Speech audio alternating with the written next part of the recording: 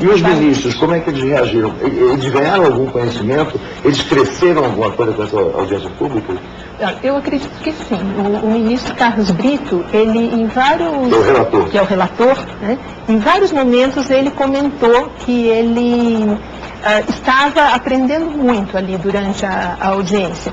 E no final da audiência, quando se abriu para a pergunta, quer dizer, que eles tinham previsto fazer perguntas, ele disse que no início da audiência ele tinha feito 10 perguntas e que 7 já estavam respondidas. E que restavam 3 que ele, então, nos fez, e ambos os grupos responderam. Quem estava se posicionando contra, quem estava se posicionando a favor do uso das células embrionárias. E alguns outros ministros perguntaram também.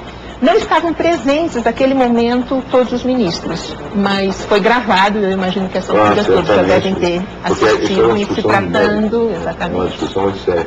Você estava presente também nessa audiência pública lá no Supremo? Isso, eu participei como ouvinte. Como ouvinte só, né?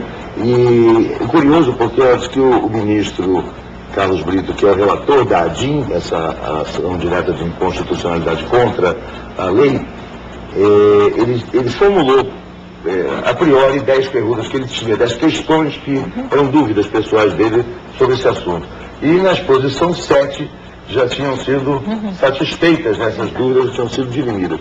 E você, como é que você viu essa audiência pública? O que você sentiu de avanço na discussão dessa questão? Não, eu acho que foi um grande avanço, né? Na verdade, o Brasil discutiu muito pouco isso. Na época da discussão da lei, não houve uma participação tão grande quanto a gente teve, uma discussão tão ampla quanto a gente teve nessa audiência, envolvendo tantos especialistas de tantas áreas diferentes. Eu acho que, como foi colocado muito bem lá também, foi uma experiência muito boa, tanto por ser a primeira audiência que acontecia no Supremo, mas também pro tema de células troncoembrionárias, que precisa de mais discussão e mais debate, até para que as pessoas possam entender e tentar chegar a uma resposta que resolva, né, essas dúvidas e esses problemas que a gente tem atualmente sobre essa área. Muito bem, eu vou partir agora aqui para algumas. Eu falei no início do programa que nós não estamos recebendo, esse é um programa gravado, nós estamos recebendo perguntas dos telespectadores no momento, porque não é ao vivo. Mas recebemos algumas perguntas antes, porque nós enviamos a pauta do programa para a nossa lista de correio eletrônico, então algumas pessoas que recebem essa correspondência se interessaram pelo assunto e mandaram questões. Eu vou passar aqui a questão do economista Wagner Marchiori, que é de São Paulo, e que ele traça um corolário. Depois ele faz a pergunta dele. Ele diz o seguinte: se biologicamente é inegável que o embrião é um ser vivo, diferente da mãe, e se a proteção à vida pelo Estado não o alcança, só cabe a conclusão de que ou esse ser vivo não é humano, ou que o Estado tem direito a ser seletivo ou discricionário na aplicação do dever de proteger a vida humana. Nesse caso, pergunto, se a resposta for que o embrião não é um ser humano, qual é então a espécie a que ele pertence? E se a resposta for que o Estado pode escolher não proteger a vida humana nesse seu estágio de desenvolvimento, o que nos garante que no amanhã esse mesmo Estado não estenda tal procedimento para outras fases da vida humana ou mesmo para outros grupos, como deficientes, pessoas de necessidades especiais, raças, etnias, etc. De pessoas, né? Vou deixar a Lenise pegar isso é uma batata quente, pegar né? Essa batata quente, não é?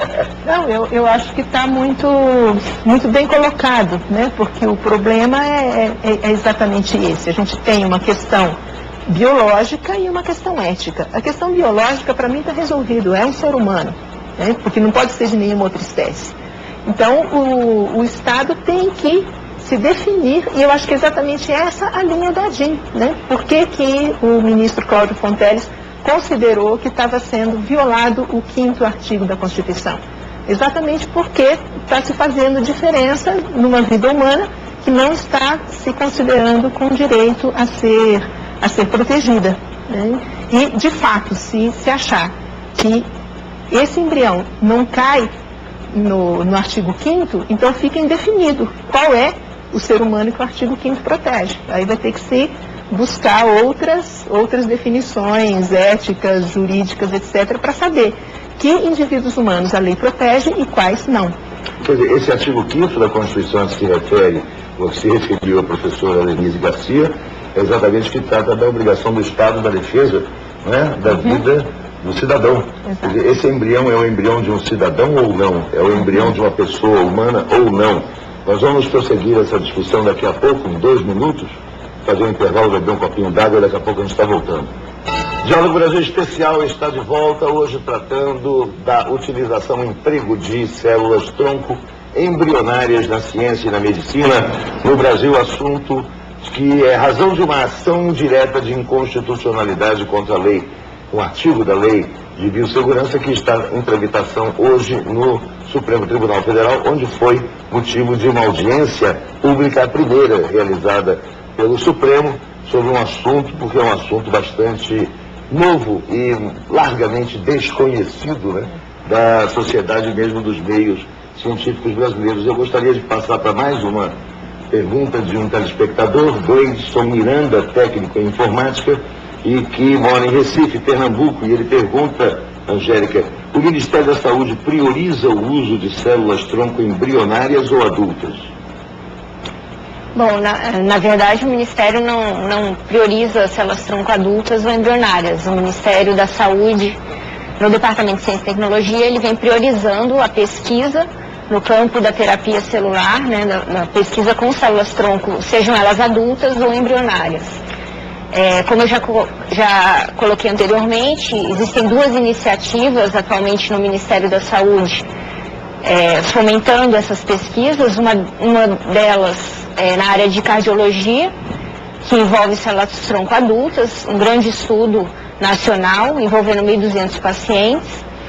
E o outro é um edital em conjunto com o Ministério da Ciência e Tecnologia, onde são investidos 11 milhões de reais, tanto para apoio a pesquisas com células-tronco adultas ou embrionárias.